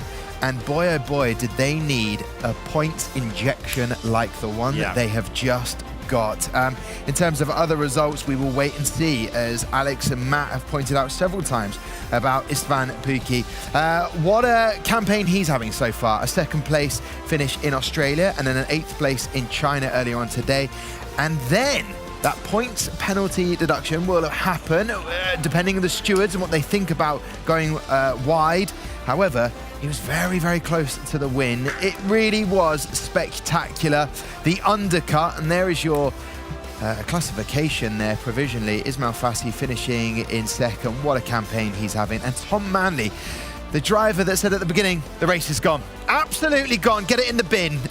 In a second place finish. I tell you what, it's an amazing story considering he's fought his way back for the podium. I'd love it even more if that was a bit of kidology and he's like, nah, I knew I was going to be in the mix all the way to the end. I think he owes a few drinks to a few drivers that were sending it into turn one, because I think the fact that those soft tyre runs were having to fight so hard just brought him back into play. Couple more laps, Manley was probably sitting there very pretty indeed. Well, it was that lap, I think, lap 27, throwing punches, you said. Thomas Ronhaar almost going wild, and wild was the definition of that race. And it reminds me of China earlier when Ronhaar actually said to Claire, you know, maybe I was too eager to go for an overtake sometimes, and it happened again. Well, he was talking about the Melbourne round when he mentioned that afterwards, and he was reflecting on why he was more competitive yesterday in round 2. The thing for me that's interesting is the key moment that took Lucas Blakely out of contention was a 3-wide moment at a corner where it is win it or bin it. You're either going to get the position and have a double overtake and you're in a great position, or it's going to disappear. The stakes are way too high to risk it into a corner like that. Slower speed stuff like turn 1 and turn 2, that's where you get the moves all the time. But I tell you what, it's an intriguing one that they were so intense into high-speed corners today, because if that goes wrong, you're done. Yeah. You're out of the points. And we can see what that means when it does go wrong, like Barry earlier on in the day. In China, had a damage and then tried to help his teammate Nicolas Longuet and eventually had to retire. And that is not what you want for a Constructors title. Matt, I know we're going to get an interview very shortly. I'm looking behind me. I can see in the distance there Nicolas Longuet. He looks dejected. You mentioned about Lucas Blakely probably being inconsolable right now. Out of the drivers who will be elated and inconsolable, which ones do you put in the elated category? Goodness gracious me. I mean, of Barry course, Barry is number 1 probably by a country mile, to be honest with you. I think Manley experienced every emotion in that race, to be honest with you. Do you think he would have learned something from today? For sure, from talking to the engineers and saying, this is, get it in the bin, this one's done, to suddenly the engineers going, come on, just stay true to this, stay focused. Experience, right? Like he'll have this race now, and the next time he's on a strategy he doesn't like, he'll realise and look back and go, oh yeah, but Bahrain, I came back through because everybody decided to go 3 wide. Trust the process. Yeah, exactly. It is. And then obviously on the flip side, you've got to feel for Nicolas Longuet behind us, obviously still in the sim rig, still feeling very emotional, just purely because he sees his teammate win, and I'm sure he feels absolutely ecstatic that Barry's managed to get the victory, but he also probably feels like he's letting the team down slightly, and the fact that he probably wanted to deliver a 1-2. And of course, it's Barry's job to go over to him and go, mate, don't worry, we'll come back the next time. And these two are very good at that. They've got a great relationship. It's done now. Well, there's nothing more you can do about this race. We move on to the next one tomorrow, Jeddah. Ismail Fassi just walked behind you. He'll be chatting to Claire in just a moment. And joining us on the desk will be Barry. Another fantastic driver, just the same as Lucas Blakely. When you just ask them a question, they will just run with it. Barry it has that emotion, and he's going to be bringing that to the desk. I'm looking forward to that. In terms of drivers that are going to be most dejected right now, who stands out for you, Alex, from that race? Got to be Lucas Blakely. He was in the mix for that victory there. Got the front wing damage, held on for a couple of laps, but that was never going to be able to last out there on the circuit. A circuit that's so abrasive for tyre wear. If you've not got the front grip that the front wing usually gives you, you're only heading in one direction, and there's no points when it could have been 25, and nothing stings more than that. Okay, all right. He races for the Racing Bulls. This is Tom Manley. First time we've heard from him in the 2025 campaign. He's with Claire right now. And what a time to be speaking to the man that told us about, 15 minutes ago that your race was over, now a podium. You're going to have to talk us through that one, because it felt quite loaded on the radio. What was going on? Yeah, I mean, I was like one of the only few on the soft hard, so I knew, I wouldn't have much DRS during the race, so I thought my race was over, as I said, but, I managed to, there was also chaos in front, so I managed to just, sit back and watch it unfold and hang on just about. Yeah, you did hang on, and you managed to get a podium as well. Can you be pleased? You feel a little bit disheartened still. Is there something still that we're not sure about? Well, a bit disappointed till now with the event, but I'm happy with the podium now. I think hopefully that can, bring some momentum, especially for tomorrow, and the event on a high. No, exactly, and I think that's the main thing. The strategy call to be on the hards whenever everyone else was on the softs, we heard that you were quite frustrated by that because you weren't sure which way it was going to go. When did you kind of realise that actually the race was coming to you? I'd say about like lap 24-ish when everyone was battling in front, and I could see the tyre delta just slowly come in my favour, and I realised, we could actually hold on to this position. So, yeah, at that point, I'd say I realised I could stay in P3. Still got another race to go tomorrow. We're going to Jeddah, going into that final day of this first event with a podium under your belt. Is that what you wanted, or were you hoping for more? I'd say I'm content with it. I would look for a bit more, but you take a podium at this stage, and for Jeddah I'm very confident, so hopefully it goes better than... A track you enjoy? Sorry, I cut you off there. I was like, I'm done with that piece. A track you enjoy or not? Yeah, definitely. One of my favourites. I keep doing it. It's a fast and furious one, isn't it? Yeah, with the walls and stuff, it's very tricky, but yeah, I'm sure it'll be very chaotic again. But well, for now, it's a podium. Congratulations. I'll let you head off and celebrate with your team, and I'll speak to the man I've spoken to the most over the last few days, Ismail Fassi. Congratulations, another podium. Not the win this time, but still a podium. Important for championship points, even though it's early days. Are you pleased with that? To be honest, I should be pleased. I'm leading the championship, but I wanted that win really a lot. I was, sending it everywhere. I guess you saw it. It was very chaotic, this race, as always. But yeah, I think Istvan's penalty will be removed, so that means I would go down to third. But yeah, it's still a decent result. I wanted more, and I nearly paid the price for that. But yeah, I gotta be happy. Talk to me about the moment where you mentioned there that you nearly paid the price, because it was on the limit a couple of times, wasn't it? It was, I don't know how many times I lost the count. But yeah, it was with Thomas, with Danny, with Istvan. Istvan, not Danny. Many times. I just tried my best, and I guess I got away with it, but in third place instead of first. Yeah, it's still a podium though. You feel a little bit disheartened by it. Is that because you've now put your standards so high after such a positive couple of days? I guess so, yeah. I was starting on pole, which means you want to win. And yeah, I will take it, but I really wanted more. Are you exhausted over the last couple of days? Because you've been battling it out there incredibly hard. And you look at the rigs, they are very physical. People might not think they are, but it is a very physical sport out there. You guys are sweating when you're coming off the rig. How are you feeling going into the final race tomorrow of the event? I just want to sleep 10 hours, I guess. But everyone sweats a lot because you're very concentrated on what you're doing, and you gotta check in front of you, behind you, your ERS, gear shifting, everything. A lot of things you gotta check, and yeah. Talk to me about Jeddah then. How are we feeling about that? It's another ferocious track that takes it out of you guys. I think it will be the most chaotic race of all four. I'm really looking forward to start again up there. I really like Jeddah. That doesn't mean that I will qualify on pole again. I hope so though. But yeah, I will try my best as always and keep the championship. Looking for another pole position, I see that. Congratulations, it's a podium either way. I'm pretty sure, as it stands, you're on second, could be third, let's see. Congratulations, well done. Thank you for talking to us. Thank you. Great to hear from Ismail and Tom Manley. I thought 8 hours was the optimum amount to get of sleep, but found out today, every day is a school day, it's 10 hours. However, he's joined us on the desk. Right, Brahman, congratulations on finishing in first place. Talk us through that. Where are the emotions at right now? Yeah, first of all, hello to everyone who are watching and to you guys. It's been a long first few races for me, not gonna lie. It wasn't going really my way, especially in Australia. Had a good quali P4, and then we completely took a wrong strategy, and with some few mistakes, fully out of the points. And it's not ideal in Australia, starting P4 and finishing. And then in China, obviously in qualifying, we didn't know about you could tow each other, and we got cut off. And it's around like 3/10 sometimes in the lap. So, in this level, it's quite close. Even 1/10 is too much. Let's just not speak about 3/10. And then it was really bad qualifying again in China. And then in the race, literally lap 1, turn 3, I got pushed and wing damage. It wasn't just going away, and then I was quite heartbroken, not gonna lie. I was yeah, I was quite sad. But then coming to Bahrain, I knew it's probably one of my strongest track for this, like 4 tracks we have in this event.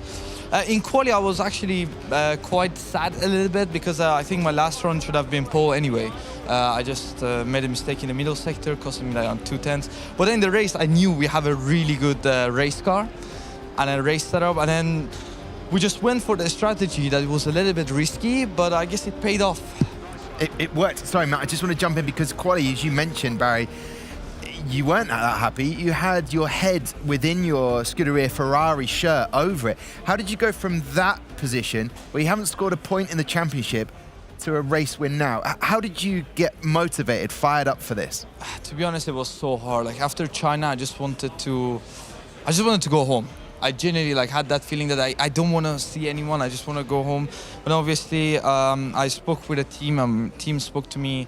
Thanks to Tiziana, Cam, they just spoke to me and they said, last year everyone had this type of moments and you bounce back, and you are Barry Burman, you can do it. And I was like, yeah, I am Barry Burman, let's just do it. And then, but yeah, I mean, I was obviously you need a little bit of luck, and I think I had that little bit of luck in today's race. But I will take it. After 2 really bad races, I will genuinely take it. That's what I was going to ask, mainly because both myself and Alex are trying to process what we've just watched.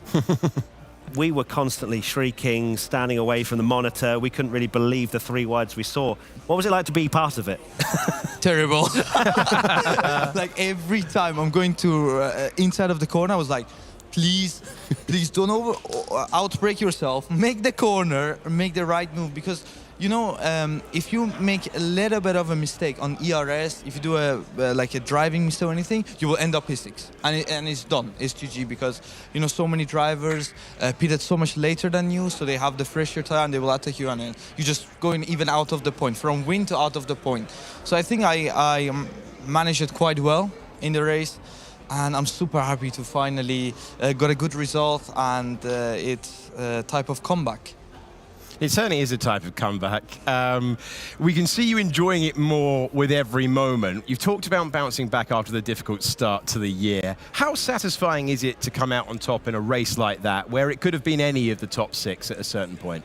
Well, as a driver, I don't think I would like to be part of that. But because we were P6, we took a really risky strategy, because I had to save tires to make medium soft work. And at the same time, you have to fight. So it's quite tricky, but at the same time, we took this decision with the team, and we quite practiced this type of strategy at facility. So if you end up the position like this, can we save the tires and maybe don't use the hards? And I'm super happy it paid off. I'm super happy I took the right decisions in the race. And I remember lap 28 when Esteban finally passed me and I was P2.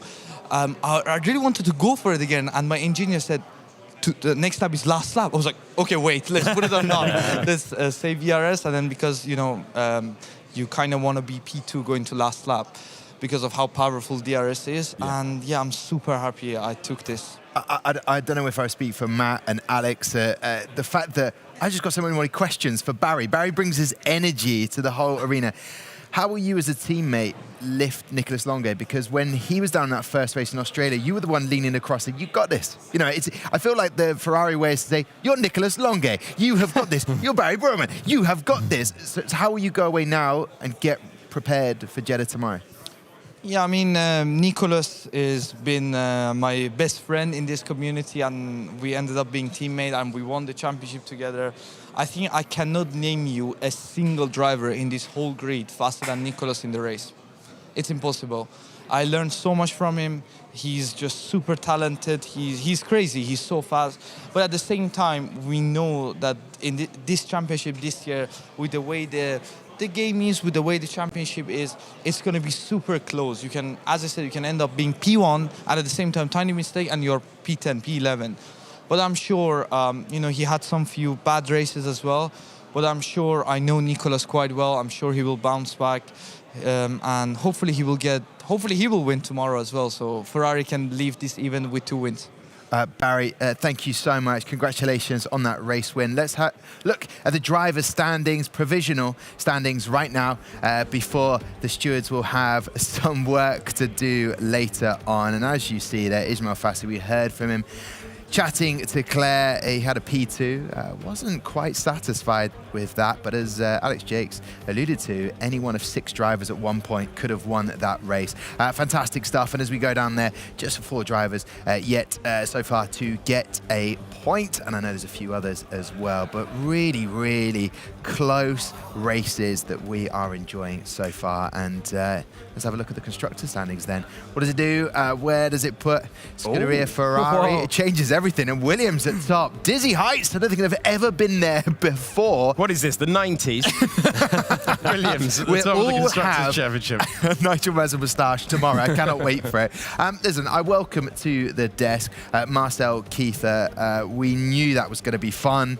Bahrain, what did you take for it? Highlights, and I know as the analyst we are going to be delving into something. I think about a 6-minute highlight clip. Do not worry about that, guys. Yeah. Honestly, highlight please. Marcel monologue begins now. The race was so boring at the beginning. Like, we had overtakes, but I was like, there's nothing going on. It was just like pretty basic. I mean, the start, of course, we had a few moves here, like with Frederick from the back, we could see the chaos unfold.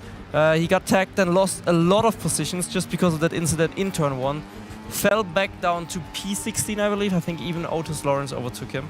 You guys are actually free to join me, by the way, because I have a lot to talk, and you can. Yeah. No, you got 5 minutes to go, mate. Yeah, no. We're actually laying down at this point, mate. But no, it's actually like the beginning of the race. I was like, when is it gonna happen? And then suddenly the pit stops again. It started to go crazy, and I mean, this race was just, in my opinion, at the end, even more chaotic than Australia, maybe. Yeah, it really was. I think we didn't get lulled into a false sense of security. We've had enough races around Bahrain International to know it was going to explode.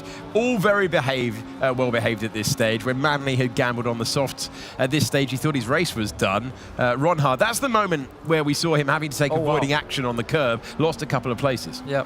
And he also got pushed off from Barry at the exit. Probably Barry thought he would be ahead, but actually Ronhaar got back onto the track in time. Maybe the stewards are going to have a look at that, I don't know. But the flick in again. Ronhaar loves one of those moves, doesn't he? Round the outside. That one was more composed, and I'm sure something we'll see a little bit later on, where he was very lucky to not cause a bigger incident. But Ronhaar always does it. Like, I think he's actually the latest breaker on the grid. Like, he can brake super late, and then suddenly he does this flick, and the car just stops. And he makes these moves around the outside beautifully. I mean, I haven't seen anything like that from any other guys, unless they actually have a tire advantage. So yeah, Ronhaar is kind of fearless. What did you make of Fassi as well? Once again in the mix for the victory, and really showcasing that he's a championship contender this year. Honestly, last year, because I was also working with Williams, I was teammates with Fassi towards the later stages of my career as a driver. And Fassi, he is a big talent, but I did not consider him yet ready. But definitely, I told him just 2 minutes ago, he's ready now. He's ready to fight Ottmar, he's ready to fight all of them. Like, if you can do it twice, I mean, P1, P4, now maybe P3, depending on how the penalty situation is, because I've heard that Eastman Pookie, his penalty might get removed. Big. And this is where Lucas lost his front left end plate for the first time, and later on he also lost the right part of the front wing. But yeah, Fassi he's amazing. Honestly, he's such a likable guy, so funny. And actually, a little fun fact about him, he told me all of his English skills, that was when he lost the second part of the front wing, all of his English skills he actually learned only from watching Formula 1. Not from school, he said from watching F1, probably you, Alex. I love that. I hope not, for his sake. So there's Jarno getting very caught up on the inside apex of turn 1 as well. We've seen that a few times, haven't we, in this race? Yeah. It's just so easy. You can lose a couple of positions if you're just in the wrong position at the wrong time. Marcel, were you surprised by the amount of brinkmanship that went into this corner? Because I was surprised by how many drivers were prepared to risk their entire race throwing it inside. Three times I was like, no way, you guys are pulling it off. And nearly every time it went wrong. So no, I did not expect that, but we see there's chaos this year. They are willing to risk it all. It seems like every race is the final race of the championship. And I mean, we love to see that. I want to ask Marcel, I think Jarno may be the only driver that I see that runs with this zoomed-in camera. Do you like it? Do you know why he uses this? I think, I mean, in sim racing there's something called field of view. If you lower the field of view, everything feels a bit slower. And I think Jarno has like the field of view on the maximum setting, so it's like as close as possible, and everything seems a little bit slower than it actually is. So I think that is why he's doing it. Just personal preference. Yeah, exactly. I like it. And then here again, oh my God, this is what we're talking Okay, about. so Oh my God. That can be race over. That could have been his front wing just like Lucas, but he got away with it that time because it was tyre to tyre. Crazy. Crazy, honestly. These guys, I mean, he's in the championship fight and he's like, I don't care. I want to win. I mean, I love it, honestly. Yeah. It does feel like a marked difference. I mean, I haven't been covering this championship since 2022. It feels like the aggression has gone through the roof. Yeah, it's certainly from lap 20. It really has been hyper-aggressive stuff, continued all the way through the field. I mean, how difficult is it to keep your nose clean? And it would appear incredibly difficult. And to remain your composure and calmness for these drivers and not let it get to you. Sorry, Tom, I saw this bubbling over a little bit. Did you as well, Marcel, between Otis and Freddie? Yeah. It felt like there was a little bit more argy-bargy than we see. You will they see were it now. constantly trying to get the position, and it felt like it was almost bubbling over a little bit at some stages of this. I think there's a point when Freddie also has enough of being pushed around. He's very clean, but at some point when a certain driver is not giving him the respect, you see, oh my God, that's actually crazy. Then he's, I mean, I don't want to recall it, but Mexico 2022, we remember what happened there with Ronhaar and Freddie. If there's a point where Freddie's like, I have enough of you, then sometimes these moments can happen. So this was the Ronhaar moment, sorry. This was where it could have ended. This for him. For our eventual winner. And that's the moment that took him off the podium. Honestly, these are the moments where I think Ronhaar might... he's definitely ready to fight for the title, but maybe these are the moments why he is not a champion yet. He could have fought 2022 and 2023 for it, but stuff like that, there was no need to... Turn 11. Yeah. It's turn 11. You don't see a ton of passes into turn 11. Yeah, and that's when Freddie got tagged again from the back, so... Freddie's had a disaster of a season so far, hasn't it? It just really has not worked out for him. 1 point, it never was that bad for Freddie. Like, never ever was the start to a season so bad for Freddie, so let's see what he can do tomorrow. He's good at street circuits, so maybe tomorrow is his day. But Australia was also street circuit, so... This was the final lap, and this was where, essentially, Barry Burman got the victory, because these two went side by side through the first couple of corners, and it allowed We didn't see that. Jarno passed Ronhaar on the line. As if the race needed anything else. That's outrageous. That is crazy. We're focusing on the winners across the line. Barry Burman's day, superb for him, delighted for him. But that race just had almost everything. The title for that, willing to risk it all in Bahrain. The risk level, so many times there, they're lucky to not rip wheels off, let alone wings. So... I mean, I really enjoyed it. I'm not sure the team managers did. They probably didn't. Otis Lawrence was just behind there chatting to Brendan and a few of the other guys. They were watching the highlights of that moment with Freddie Rasmussen, very excited about everything. Can we look at the tyre management just to get a sense of... Non-existent. There we are. There Next. I mean, I just want to highlight on the Tom Manley, thought it was all over, then moved to the hards. Great for him.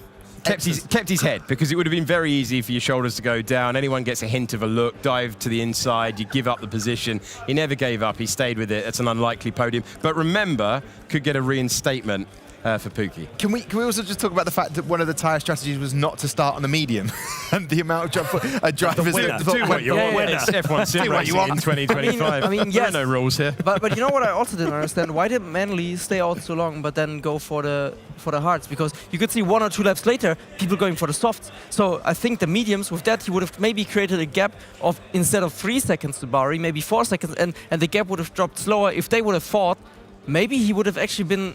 So you're suggesting when he said he binned it by not going onto the medians. That's what you're saying there, Marcel. The opportunity. Yeah, I think he should have actually went... I mean, I'm not a driver. I don't know the data of the team, but seeing 1 or 2 laps later everyone going for softs, then surely the mediums would have been enough. Wow. He didn't need to go for the hard, so I don't know. Let's go back in time a little bit right now. Let's hear the team comms of the Scarlet Racing team with Barry and Nicholas. Congratulations, Barry. Good job. See? Not so bad, eh?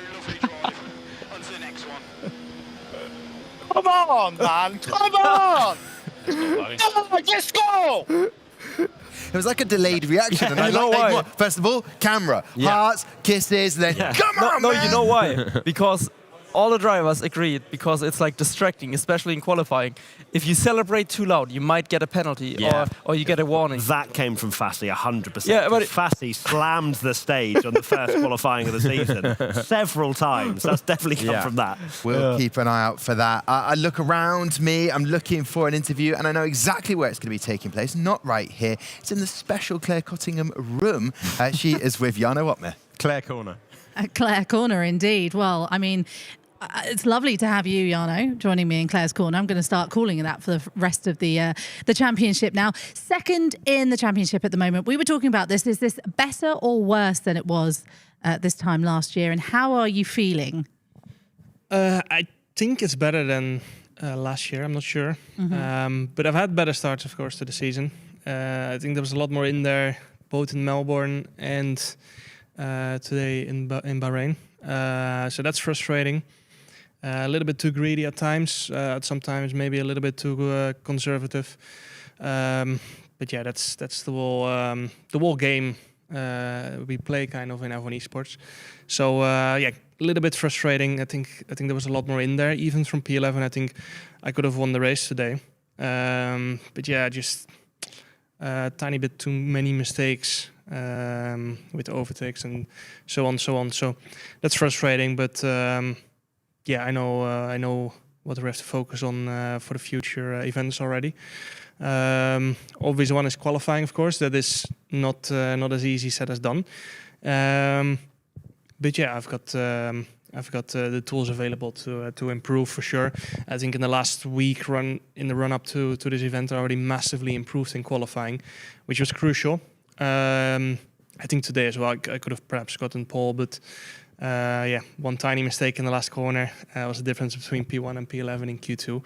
So yeah, it's just all about ironing out those mistakes. And yeah, tomorrow Jeddah is one I'm really looking forward to. Last year I was really looking forward to that one as well, but not that great of a result. At the same time, yeah, it's again a street circuit and you just want to kind of survive. So yeah, it is about that. Your stance is incredibly different from mine, so I feel like I've got to chill out as well. I feel like we should just lean back, because I feel like I'm up like this otherwise talking to you. I'm going to lean back a little bit and go for the chilled vibe in Claire's Corner.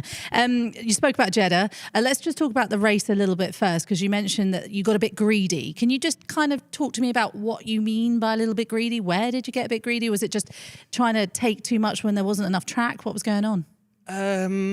Yeah, in China, of course, all the moves went very easy. Partially also down to the fact that I was just patient and making the moves at the right time. And that just wasn't happening. I wasn't cutting through the field smoothly. Because I felt like the first stint didn't go well. I would have liked to make more progress in that one. So yeah, I think that kind of frustrated me. At the same time, I think my head was not as clear anymore as in the first race. I think I do struggle a little bit with having multiple races in one day. So, but yeah, that's what you have to deal with. I think everyone has that kind of issue. So yeah, just slightly the wrong moves at the wrong time, and yeah, I think at some point I lost 2 or 3 positions in one lap, even though I had the freshest tires of them all, which was very frustrating. Otherwise, there was the opportunity for perhaps a podium or a win. So yeah. Okay, you've been doing this a long time now, so it's really interesting that you can still find and analyze exactly where you could have improved. Some people might think, oh, at this point in your career, you might think that actually there are no mistakes, there's other people's mistakes, but you're always so candid with when actually there is a mistake. Is that just through learning, or is that always how you've kind of approached racing? I mean, in racing, no lap or no race is perfect. So there's always something to improve. At the same time, also, the game physics are changing year on year a lot. Strategy is changing a lot. Yeah, there's just so much changing, and it is really hard to be on top of everything year after year. I think we can see that with every world champion we have on the grid. So because you're a world champion one year doesn't mean you're going to be it on the other. Not to mention, it seems like the younger guys just absorb new information just slightly faster. They're getting much younger as well, much quicker, aren't they? But yeah, at the same time, you got youngsters that were really good last year that are kind of struggling a little bit this year. So Yeah, it just really depends. I know I'm one of the oldest on the grid. I think I'm 4th oldest, which is a little bit crazy to say, considering I'm 24. But yeah, it is what it is. Just got to keep pushing. Freddie had a tough few races, but yeah, we all know that perhaps tomorrow is still going to be bad for him, but in the next 2 events, he's going to be there. At least in the past, he always has been. I know when I was fighting him for the title in 2020 and 2021, I had a huge advantage going into the last 6 races, and then he just won 3-4 races in a row. Yeah, that's sometimes a little bit scary. Obviously now I think he had a much worse start. But I'm quite confident that he will get back on it. So, have you just given me the right to call you a veteran now? Is that where we've gone with that, or is that no? I was also going to say, will you come back again to Claire's Corner? But after I've said that, probably not now. Yeah, I mean, I think it's my 6th year in F1 Esports, which is not too crazy in terms of real Formula 1. But I mean, I think it's just Brandon and Freddie. On 8 seasons. Brandon obviously stopping at the end of the year, so then it's just Freddie on 8 seasons. So yeah, I think I'm slowly getting there to veteran status, even though I'm only 24. 40? 14. Okay, so I mean. My head is tired today. All right, well, thank you so much for chatting to us. You're not the veteran just yet. Thank you.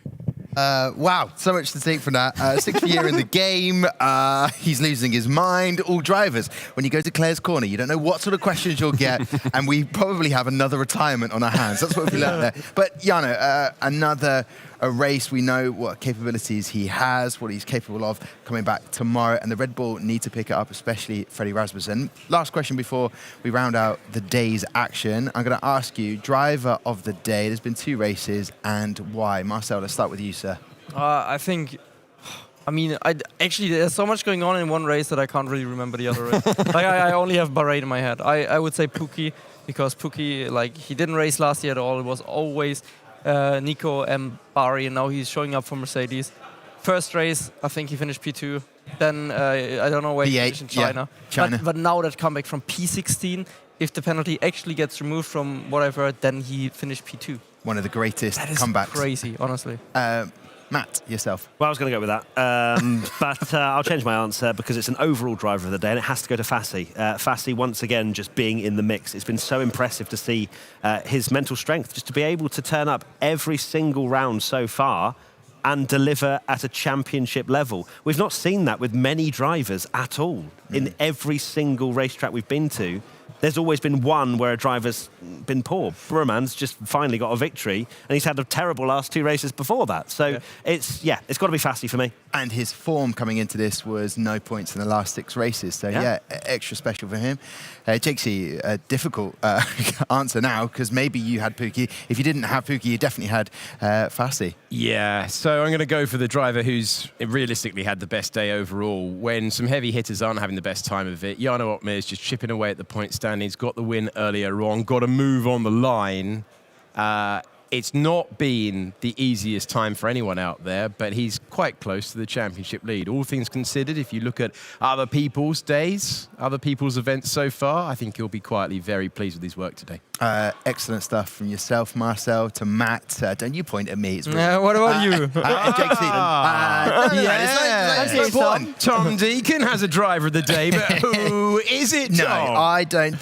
Look at Tom going through his notes all of a sudden. Unprepared. I would say the green team turns. I will say this based on the fact he had to retire in China and then getting the win, Barry Brumand, and what it meant to Scuderia Ferrari, and how if they hadn't have picked up such a big points haul, you could be saying the season is definitely all over. Good answer, Tom. Thank you very much. Great answer. Thank you very much. Superb stuff. A big thanks as well to Claire Costidim, aka Claire's Corner. There'll be more of that tomorrow when we come back. I've just checked the F1 Esports Instagram, and it will be at 1600 CET. If you're not already following, that's how we find out when we're on, by the way. That's all the information. We just look at the socials. And then the race will be at 2100 Central Eastern Time. That's when we'll be back. And obviously the headliner today, willing to risk it all. We've definitely seen it today. We'll catch you tomorrow when we go racing in Jeddah.